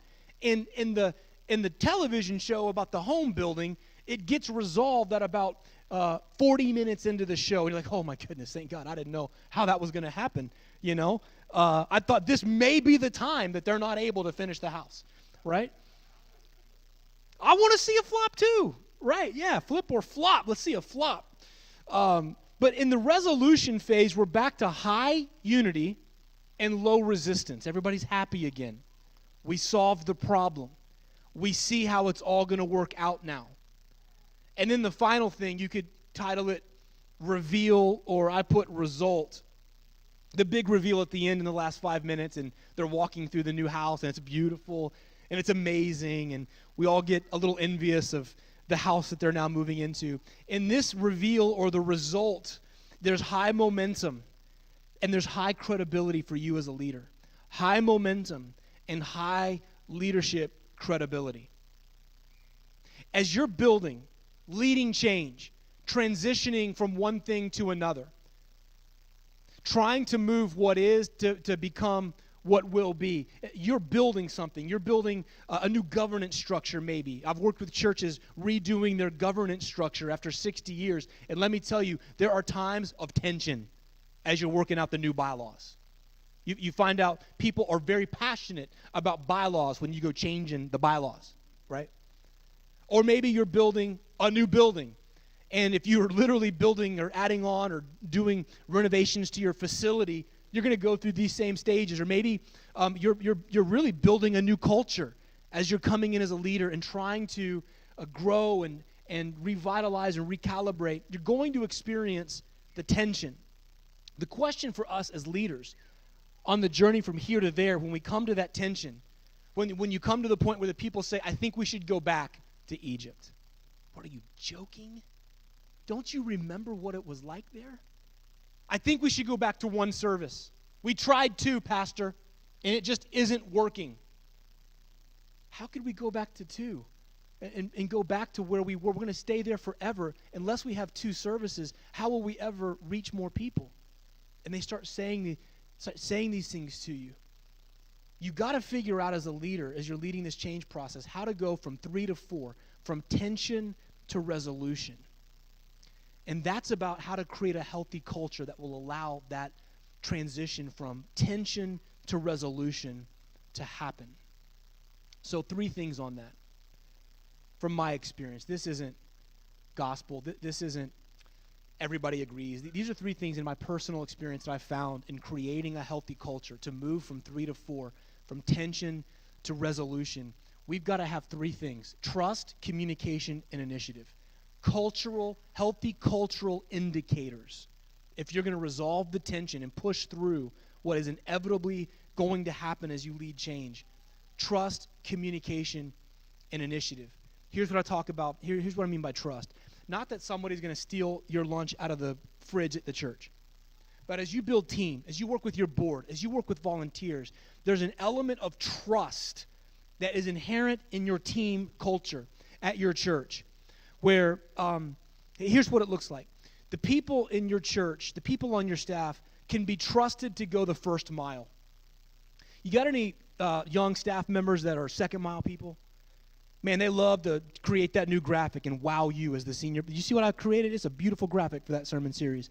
They love to show up big at the event. They love to be on stage with the microphone at the outreach. But get them to show up to work on time. Get them to respond to an email in a timely manner. Get them to make that hospital visit the day that they said they would make it. That's first mile stuff, and it's not sexy. It's not fun. You don't get the spotlight shined on you when you respond to no one sees it, right? But you got to have a culture where people are willing to go the first mile, not just the second. I pastored a church where we had a young staff and young believers. And they loved to show up to serve at the big event where thousands of people would come, but we could not get them to come to the third service at 11:30 on a Sunday morning and work in the kids' room once every 8 weeks. That's a first mile deal. They love going the second mile. But the first mile stuff, that's a trust issue that is reflective of the culture that you have. You got to be trusted to go the first mile. You got to be trusted to get the job done. So as you're working with your team, for me as a lead pastor, or now with CMN, if I give Israel a project, okay, we're going to develop this resource, and we've said the launch date is in March. Israel, are you on it? Absolutely. We're going to nail that. Okay, cool, because that's your project to lead now. I'm taking it off of my plate and putting it onto your plate, and now I'm going to focus on this, right? Yes, sir, got it. We're going to get that done by March when we said, cool. Trust is I don't have to think about it again. Trust is Israel is coming and giving me updates. Hey, we hit a snag here, but no worries. Here's how we're dealing with it. Hey, I wanted just to give you an update. Here's where we're at on the process. We're waiting on this vendor to give us this information. We're going to be good to go. That's trust. A lack of trust is, all right, it's February. We're supposed to have it done by March. I haven't heard one thing from Israel. I have no idea if we're on track or not. I'm supposed to launch this thing at the CMN conference in March, and I have no idea where we're at on it. Now I'm stressed. I'm anxious. Now I got to do what I'm doing, and now I got to pick back up that thing I gave him to do. Has that played out on your staff or with your board ever? Just nailed Troy right in the gut with that one. He's about to cry. Low trust, a culture where you don't have trust, is no one knows what's going on. No one knows what everybody's doing. We don't know if you've got it or you don't have it. Trust is you're able to get the job done. Trust is you're able to set the right tone. So in a staff meeting, you got a staff that says, love it, Pastor, love where we're going. I think that's going to be awesome. And then you hear they went and talked to the wife of a board member and said, I don't know what pastor's thinking. That's a terrible idea, right? That's not the tone we want to set. We're trying to show unity and togetherness, and you're going and bifurcating people with your here's what we have to do to set the right tone. We've got to guard our hearts, not our circumstances. When you cling tightly to your circumstances, you're not able to set the right tone. But when you control the one thing that God's called you to control, which is your own heart, you're able to set the right tone in your organization, and that creates culture. You can be trusted to have the right attitude. Quickest way to lose influence on a team is to have a bad attitude. The best way to stay in the room is to have a good attitude. We got to have a church where the people who are leading the charge and leading the change, we have an optimistic, positive outlook, a right attitude about what's going on. You got to be trusted to have your house in order. Pastors encourage, first of all, do this yourselves, but then encourage those around you to have their health in order, their family in order, and their finances in order. If you have a staff and you're not holding them accountable to having healthy marriage and being with their children, and if you're not encouraging them to be healthy physically, and if you're not encouraging them to be tithing and being good stewards, you know what happens? Is they keep coming back and wanting a little bit of a raise or a bump. They want to know when they can come on full time. And I've been on teams where that's like all people are thinking about is how do I get paid? How do I go from volunteer to paid staff? And how do I go from part-time to full-time? And it consumes people. And you're spending money to launch this new initiative or to replace a dilapidated foyer area, lobby area, or to put the new sign up, or to do this outreach, and you got some kids pastor over there going, when am I ever going to be made full-time? I've been working part-time all this time. Now we're spending all this money on stuff that doesn't matter, and it's all because they are not good stewards of their own finances. You can't be trusted if you're not healthy, if you're not leading your family, and your finances aren't in order. It's trust. All of these things are part of our role as a leader to go from here to there, to create an atmosphere of trust. And can you be trusted with the vision? Are you a barrier or a bridge? For us, healthy culture when it comes to trust means you got to think like an owner at every level in the organization. I'll never forget walking in to church one day, and I got my youth pastor walking in ahead of me, and he's just a few steps up, and I notice he walks right by that piece of trash in the flower bed, big old candy wrapper just in the flower bed. He walks right on by it. Now, I know he saw it, but he didn't stop to pick it up. Wasn't his responsibility. Someone else is probably going to get that. That's one silly example of what plays out time and again in our church cultures, where people think that's somebody else's responsibility. Somebody else is going to pick that up. Somebody else is going to take care of that. It's not mine. We got to get people to think like owners, where the toilet's clogged and you see it, you fix it. You walk by a candy wrapper, don't wait for someone else to get it. You pick that darn thing up. Right? You see a problem, don't assume someone else is going to fix that problem. Think like an owner. And when you've got a whole bunch of people around you doing that, it creates a culture of trust. Number 2, communication. One of the best leadership talks I ever heard is the gap between expectation and performance. Have you ever heard that one? Here's where the expectation is. And we all have expectations of everybody around us. You have them of your spouse, you have them of your kids, you have them of your coworkers, your friends. Every single person that you know, you have a predetermined expectation for them. It's unspoken most of the time, but you have an expectation. And then there's the performance, right? The distance between expectation and performance is what? Frustration. If you've got frustration with somebody right now in your life, your spouse, a staff member, a board member, anybody, if you're feeling any element of frustration with somebody in your life, there's a good chance you can boil that down to a gap between expectation and performance. He's not showing up on time. I haven't talked to him about it, but I'm mad about it. I expect him to be on time every day to work. Well, he comes from a place where that was lax. No one cared about it. You walk in when you want to, and you just get the job done. So no one's communicated that expectation. So his performance is down here. So that unspoken feeling is frustration. How do we close the gap? Communication, right? If I tell my wife I'm going to be home at 5:30 to eat dinner and get the boys to baseball practice, but then a meeting happens at 4:45, someone walks into my office, and it's an emergency, so I take the time to talk with them, and 5:30 rolls around, and dinner's on the table, and the boys are in their uniform, and my wife's sitting there going, where is he? He's supposed to be here to get the boys to practice. I got to get the little one over to his other deal at school. I can't be two places at once. Where is he? Now she's frustrated because her expectation was here, and my performance was here. What could I have done to fix that? Text, call, any number of things, email. She'd have taken a smoke signal to, I'm going to be late, anything, right? Because we can navigate if I'll just let her know what's going on. Babe, there was an emergency at work. Go ahead and feed the boys. I should be there about 5:40, still enough time to get them to practice. We could have navigated the situation, right? Communication. You've got to have a culture in your church to lead this level of change where any number of things can go wrong at any time, and any number of people can be offended unintentionally at any time, where there's real communication. We can't read each other's minds.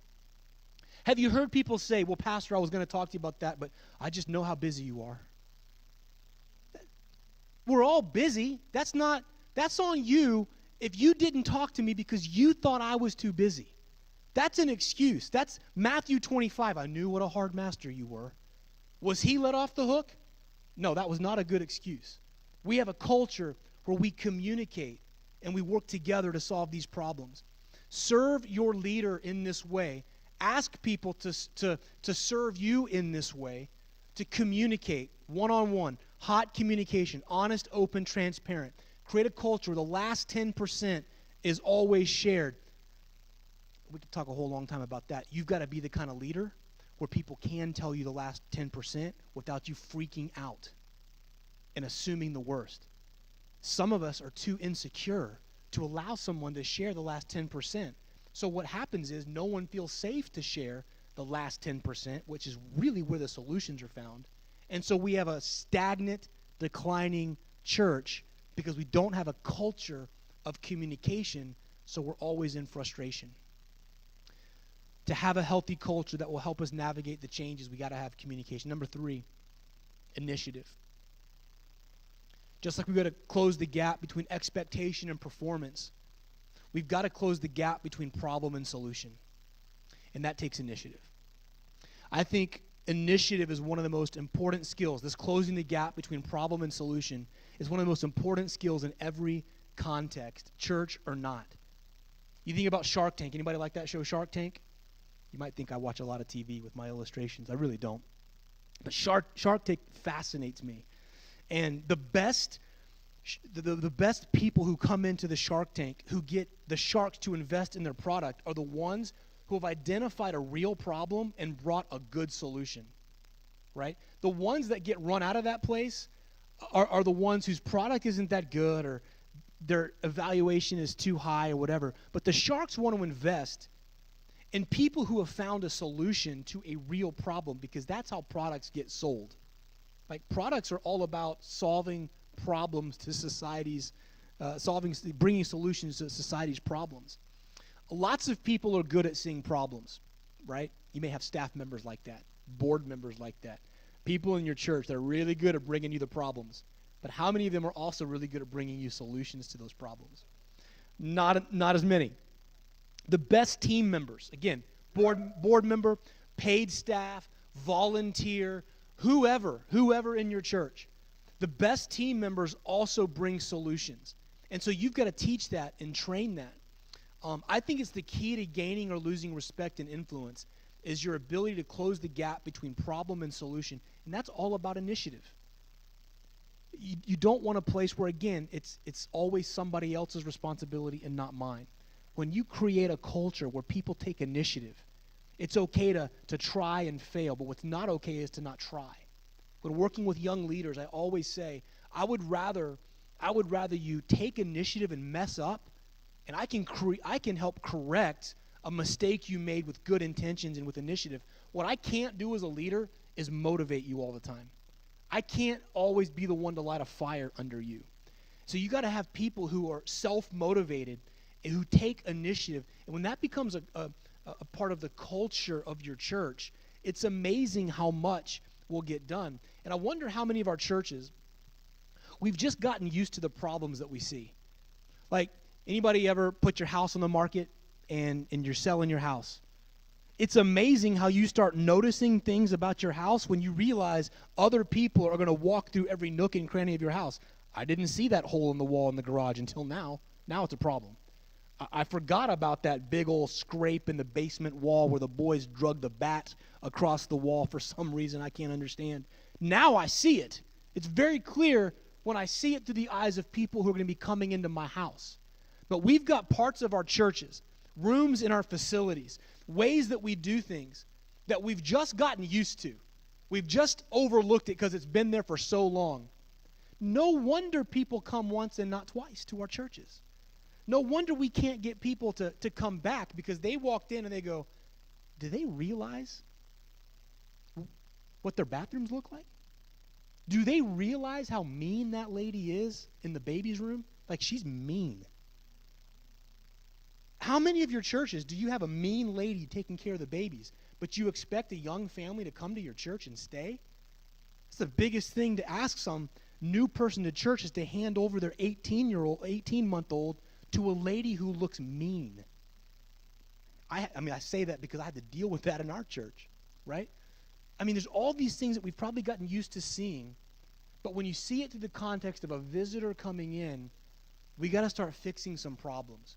And we got to close the gap between problem and solution, because when people understand that we see the problems too, they'll give us grace in fixing those problems. And when we fix the problems that everybody sees, it increases the credibility that we have as leaders. and helps us to lead the change process. So, to have a culture, a healthy culture that allows us to go from here to there, I think these three elements are really crucial: trust, communication, and initiative. And I think these are three areas to really focus our attention on as leaders as we're evaluating what is our culture now and where do we want it to go. So let's take about 15 minutes or so, 20 minutes maybe, around the tables, and let's talk about culture. Maybe reflect on some of the positives and negatives of your current church culture. Maybe discuss where is it that we need to go as a church in terms of shaping the culture. How are decisions made now, and how do decisions need to be made in the future? Which one of these three things maybe do you need to spend more time on? Trust, communication, or initiative, to create the kind of culture that will allow the vision to become a reality. So let's take about 15 or 20 minutes and talk about church culture. What are some of your questions or thoughts on creating healthy church culture? Maybe what are some of your yeah buts? Yeah, I hear what you're saying, but anything like that? Yep.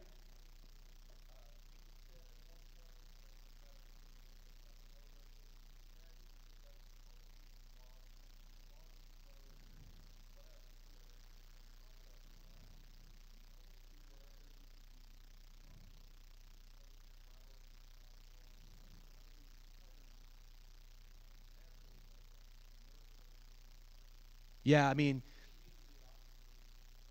yeah, I think the difference would be like when you pick up a piece of trash, that doesn't mean now you become the custodian. It's showing that, listen, we all take initiative and personal responsibility to solve problems or to be a part of the solution as we see them. It doesn't mean then you take the burden of that completely on yourself, right? So I think doing the things that only you can do. First of all, thank you, Andy Stanley. So true, so true. But for a lot of us in the room, seems like a pipe dream. I mean, it did for me when I was in it. But that didn't mean I didn't stop pushing to get there. And it's not a straight line. Sometimes it's a spiral. Sometimes there's a step back. I got to pick something back up again to get it where it needs to be, or I got to power up in this season. But you're always pushing towards that end, and you're pushing towards that end not just for you as the primary leader to do what only you can do, but the growth of your organization depends on, can you get other people in that space too? That just takes time and diligence. But sometimes you got to step in and model something, right? This culture thing has to be modeled, it has to be taught, and it has to be corrected. And the best illustration that I can use for that is parenting my kids. If I want to create a culture in my home, if I want to elicit certain behaviors in my kids, first of all, I got to do it myself. I got to model it to them, what I'm talking about. Then I got to directly teach them at times. And then I've got to be willing to correct it. That's probably the hardest one as a pastor and a leader, because it takes a lot of emotional energy when you correct things in people. You got to ramp yourself up. You got to be willing to have a difficult conversation. And what you don't correct persists. It's true of our kids, and it's true in our churches. So I would agree with both. I would agree that at times you got to be the one to pick up the trash, but you can't become the custodian. You got to continue to push to do what only you can do, even if it feels like a pipe dream and it's 10 years away. Push towards that. I can remember in the year one of our church showing up to church and vacuuming the carpets and sweeping the floors of the bathroom before I preached. And it irritated me. And then it irritated me even more when I would hire some college students at, little stipends, and they were perfectly fine watching me vacuum those floors. Okay, all right. I'm going to have to teach them that it's not okay to watch me vacuum those floors, because there are some things that only I can do this morning. I'm the only one preaching today. So David, you're 21. Why don't you vacuum the floor? Right? You got to teach that. And it's frustrating because we think it should be intuitive for people. But there's a generation coming up that didn't have a father at home. They don't know what work ethic is. They never worked at Burger King when they were 16. They've never had to do that stuff. And man, more than ever now, we got to parent our own kids We got to parent the people that work around us and for us, and we got to parent all the new people coming to the Lord spiritually. That takes a heavy, heavy toll, and it goes to, I got to get in the space where I'm doing only what I can do. But man, that's a long journey sometimes, and that's okay. Strive for it. But in the meantime, sometimes it means you got to get in there and model it. And if they don't see it right now, then teach it. And if they still don't do it, correct it. And it's changing culture. That's the real guts of changing culture. So I don't know if I answered your question, but I think both are things in our leadership that we've got to be aware of. Somebody else, culture. I gave you some good principles, but what about the yeah, but? How do you take this back and actually do it? Yeah.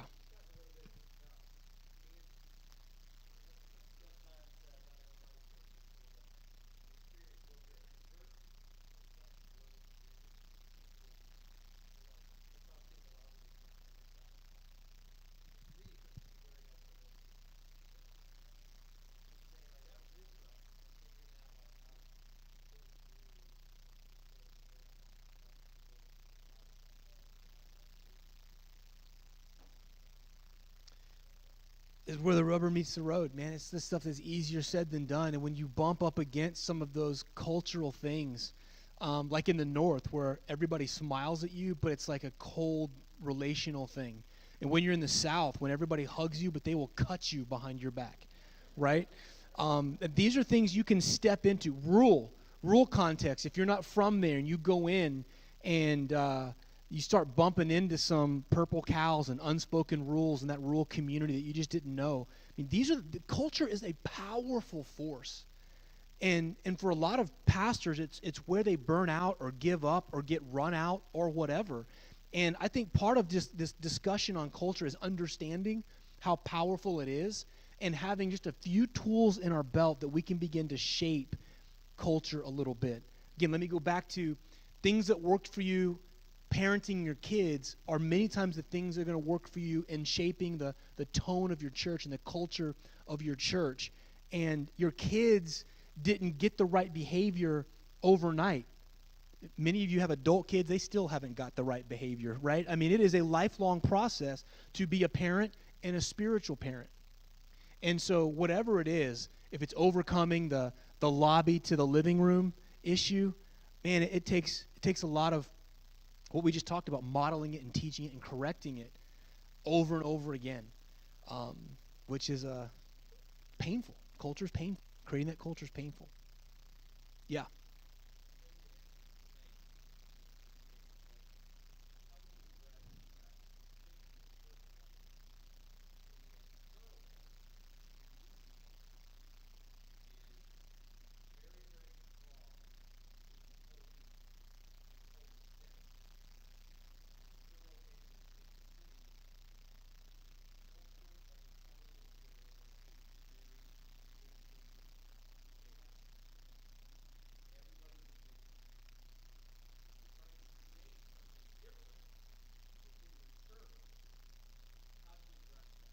Man, that's really hard. I think we experienced the same thing in Mesquite. Mesquite is lower middle class. It's very diverse. It's urban. And I came in specifically looking at our facilities. They weren't what I wanted our facilities to be. They had problems, all kinds of problems, right? And so you begin to talk about those problems, and you begin to raise a little bit of money to do some renovations, and we had a little bit of resistance on that. And I began to realize that part of the resistance was, for most of the people coming to the church, this was the nicest building already they ever came to. I thought it was less than what we should have. They didn't see any problem because it was better than most other buildings in Mesquite and better than most other buildings they go into. That's the two cultures clashing. So you have to begin talking about the why. It can't just be, well, we just want a nicer building. Why? Why do we need a different building? And one of the people that worked with us on that particular issue said, you have to help people feel the pain that you feel when it comes to the building. And you have to help people to understand that come to the 8:30 service that no one can find a place to park at the 11 o'clock service. And we've got people coming into our parking lot, driving around twice and leaving Well, people that come to the early part don't know that that's true. And so the reasons that we talked about things, the stories that we told, were really important in helping people to see from a different perspective than maybe would be the natural way in that community they would see. And then I had to ask myself some hard questions, and that was, do we really need a building? Is that just my thing, and it's not a fit in the community? God, what are you needing to do in me? So it does force you to ask some hard questions if you feel a disconnect in the community. So I think it depends on what that thing is. Is it a hill you're going to die on? And to get where you want to go from here to there, you may have to shift the benefits, the reasons, the why you're talking about it. I learned that people didn't respond the way I saw it. I had to create for them a different pain point that they could see to understand why we needed to do what we needed to do. Well, for one, it was parking. So I wanted a bigger auditorium for the long-term growth of our church. I wanted walls where in the sanctuary we didn't hear the kids' ministry upstairs, and we didn't have those walls, paper thin. But the real pain point was parking spaces and lobby, and people could feel that. That wasn't what I led with at first. I was talking about how do we seat more people, reach more people. What I needed to do was talk about, hey, you know how you're pressed up against everybody because we have a 10-square-foot lobby? Like, that's a problem for us.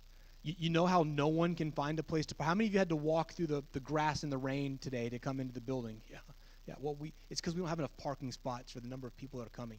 You had to really identify what people were feeling as pain points, and sometimes those are different than the pain points I was feeling from the stage on a Sunday because I parked before everybody got here. So all that kind of stuff. So help discover what people are feeling and experiencing as pain points. Yeah. Yeah. Oh, listen, you don't need to give me credit. Half the stuff I did, I stole from somebody else. I mean, it's just the way it goes, right? Let's talk about real practically. You want to create a culture of celebration, okay? So in Mesquite, there's this feeling like, man, we missed out. There's this feeling, like there's a bit of a victim mentality in that part of the Metroplex for us too. So we wanted to create a culture of celebration. Well, how do you do that when people don't normally live their lives that way? Some things that we did is, number one, every time there was a gathering, a staff member gathering, a board member gathering, we take time, even now, don't we, Israel, to celebrate wins at the beginning of every staff meeting. So it's like just part of any time we get together, and it's awkward for people at first. What do you mean celebrate wins? Come on, what's God doing in your life? Has God done something good in your life or in our church or in your let's talk about that. Let's celebrate some wins. So before our whole church could be a church of celebration, our staff had to become a staff that celebrated. Our board had to learn how to talk about the things that God was doing and to celebrate wins in board meetings. We celebrated stories in the transition times after worship and before the message. We told stories and we celebrated that. We created a 4-time-a-year celebration service where we baptized people and dedicated babies and all this kinds of things. So there's all these things you have to do to create the culture where over time it's just normal now. I understand what Pastor means when he says, hey, somebody celebrate a win. And our church understands what it means for us to celebrate as a church. Many of our churches are some pretty, they lack a compelling environment when you walk in. When you create a church that knows how to celebrate the good that God is doing, even when life is hard, it shifts the culture. And guests coming into your church can feel it. But those are some big practical things that we had to do in order to create a culture of celebration. We had to do it in our staff meeting, had to celebrate wins in our board meeting every single time. Like we always do that. Be consistent with that. So that's just one example of like really practical ways to create a certain kind of culture in your church. Other questions? Any yeah buts? I hear you but.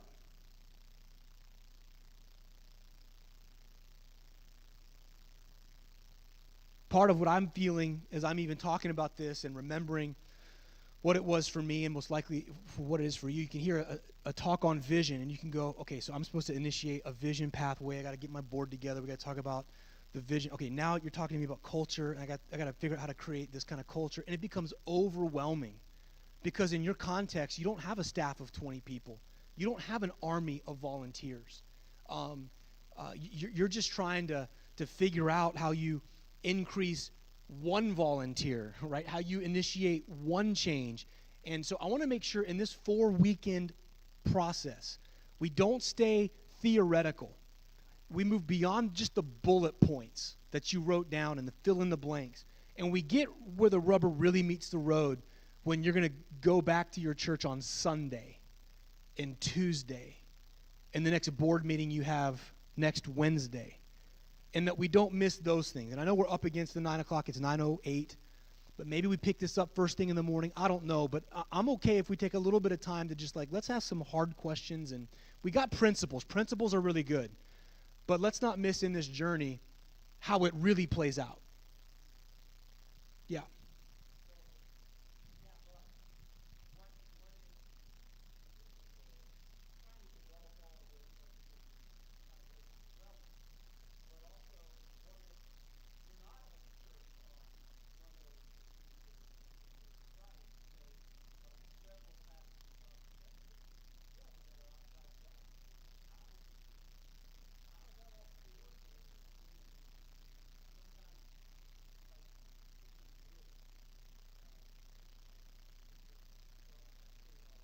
Yeah, that's a really good question. There's a high percentage of pastors that are bivocational. The first church I pastored, I was there twice a week, probably physically there, on call all the time. But I had a full-time job, plus I was a full-time grad student, so I get that. I did that for 3 years, and that's the reality for a lot of people. And then there's the family dynamic. Some of you have young kids, right? There's just all kinds of things. Some of you may be taking care of aging parents. There's all kinds of life stuff that's what I'm talking about. It goes from, okay, I got your 5 cool things and I wrote down all the blanks, but how do I act? Where do I start? I would take this notebook before the Lord and I would say, God, you know how much time I have in a week. You know what season my family is in right now. I'm placing these 14 sessions before you. And I'm saying, show me where to start and show me what's most important. Some of you need to stop the bleeding. You got a cold that you want to be treated. You're kind of like, you've got your little pinky toe has been hurting for a while. But there's some of you that have a gunshot wound to the arm. You got to stop the bleeding in some area. For some of you, your culture is so toxic right now, you can't have a 1-hour board meeting without people literally yelling at one another. Some of you can't move or change or do anything for fear of losing your role or your job, or the next vote that's coming up may not go your way. It's a toxic culture. You may forget everything. Forget the vision pathway. Forget the leadership development. Forget the budgeting, getting all that. Some of you just need to just spend the next 6 months. If you could just get your culture healthy, that would be enough. I don't know what it's going to be for you. For some of you, a lack of a compelling vision is meaning that you're spinning your wheels constantly. Some of you, you're the only one to do everything. And you could just spend the next 5-6 months saying, God, I'm going to believe for 5 volunteers that will help me execute this vision. And I'm going to do nothing but identify 5 people and pray them in. I'm going to work on those relationships.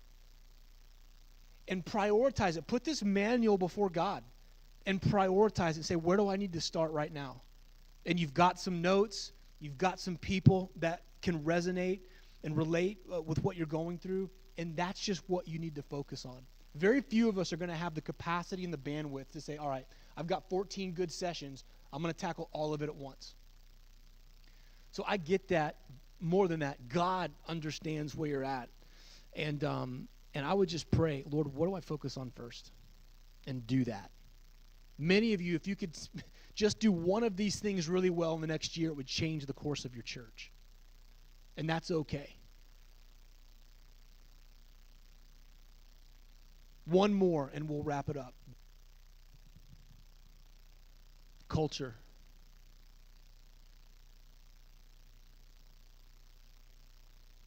Any of you? Yeah.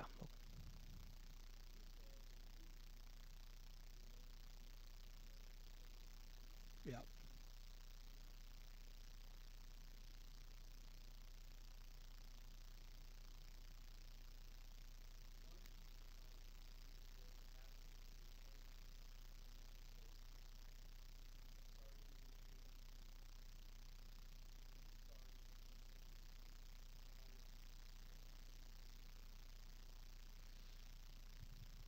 That's a really good question. I mean, like,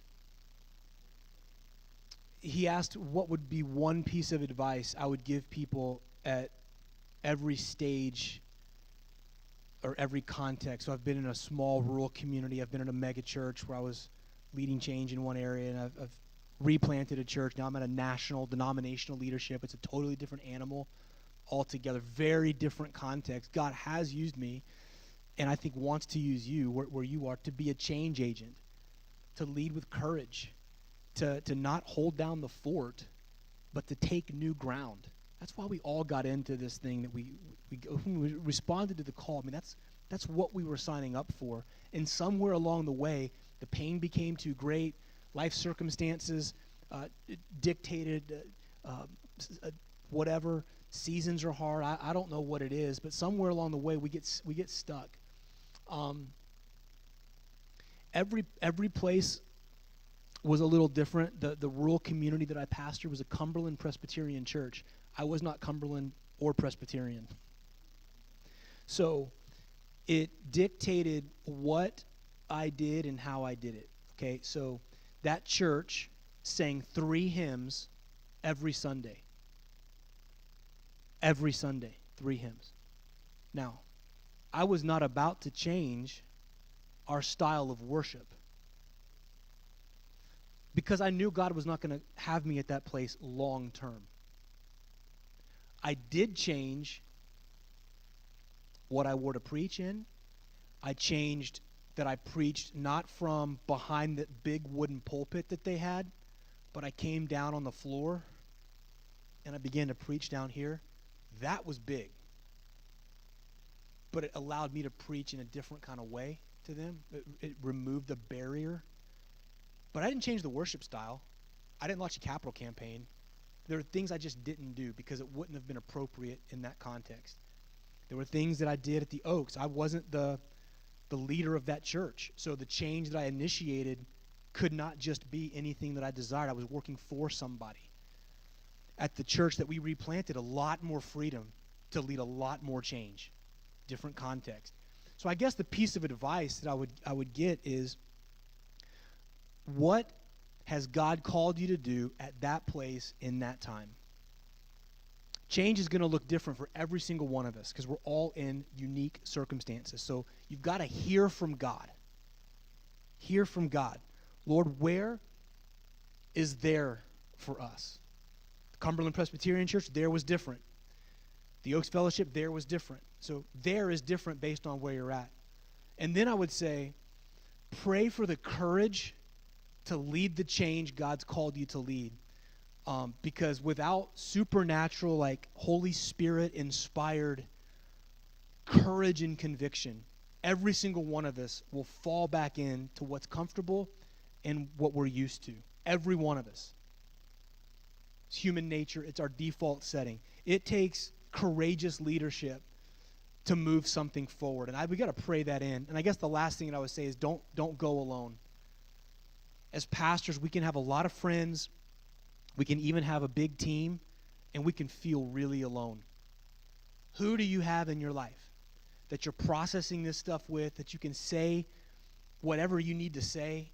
People that will ask you the questions that no one else is asking you. You've got to have somebody in it with you at an emotional, deep emotional level. And I would say someone other than your spouse. Got to be your spouse, but someone other than your spouse that you can process this stuff with. Because if you feel alone, you begin to make bad decisions, and you begin to burn out emotionally. There was a time at the church, at New Community Church, I was building the church the whole time to be multi-site. People didn't know it, but we were shaping things to be in multiple communities. And then an opportunity presented itself. And I thought it was our time. We're going to raise the money. We're going to go plant a campus about 45 minutes away. And I thought I had prepared everybody. I get in my board meeting after we finally put a board together, and one of the guys, the strongest guy, says, "Chris, I just don't think this is the right thing for us to do." And I was so mad. I was so frustrated. And at first I wanted to power up as the pastor, but it was the best advice. We slowed down. I listened. I changed course because of wise counsel, and I'm so glad I did, because 9 months later, God moved us to Missouri. Had I gone ahead and done what I had in my heart to do and not listened to the people who were giving me wise counsel as I was trying to lead change, if I'd have been inflexible on that change I was trying to lead, I would have done damage to our church, to the new church we would have launched. So one of the best pieces of advice I could give you is have someone that can give you wise counsel and be willing to change course if you feel the Holy Spirit is using them to speak into your life. I'm just so grateful that I didn't do what I had in my heart to do, but I listened to someone who was wise. And I felt the Holy Spirit confirm that in my heart. All right. The question I was going to ask is, how many of you feel like you've been hurt by church culture recently in your leadership? Let me see your hand. Let's just be honest moment. Honest moment. This is what happens to us. This is what can happen as we move forward on this journey that we're on. I want to just close our time together tonight and just pray for that hurt, that it would be healed, and that we would have wisdom and discernment as we lead the change God's calling us to lead in the future. Why don't we stand to our feet as we wrap up tonight? Father in heaven, we're fully submitted